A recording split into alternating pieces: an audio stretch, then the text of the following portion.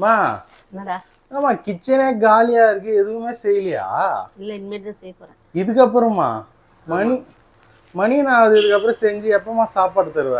நீ தானே சொன்ன அன்னையர் தினத்துக்காக நீயே செய்யறன்ட்டு, அதனால தான் வெயிட் பண்ணியிருந்தா. நான் என்னால செய்ய முடியாது இப்போ. எனக்கு அப்ப பட்டே இருங்க. உடம்பு சரியில்லை, அதனால உனக்கு பிரியாணி இந்த அப்படி வீட்டா இருக்குது. பிரி என்னன்னா இருக்குதுன்னு பார்க்கலாம். ஏடா இவ்வளோண்டு பக்கெட் ஆகுது? இவ்வளோண்டு பக்கெட்டா? 4 பேருக்கு பக்கெட்டுமா? நீ சொல்ற இவ்வளோ பெரிய பக்கெட் தான் வாங்கணும் நீ சமைக்கிற மாதிரி சமைச்சா. என்னது ஒன்று ஒன்று இன்னைக்கு பிளேட் கழுவுற வேலை கூட இல்லைடா எனக்கு. இந்த ஒரு பிளேட்டுக்காக நீ பிளேட் கழுவுற வேலை இல்லைன்ற. ஒரு பிளேட் இல்லைம்மா, நிறைய இருக்குதுமா. காசு கொடு. எதுக்கு பிரியாணி வாங்கினதுக்கு? நான் ஏன் தரணும்? ஆ நீ சாப்பாடு செய்ய வேணாம்னு சொன்னா நான் செய்யல. இருக்குமா மூடி மேலே இருக்குமா மூடி.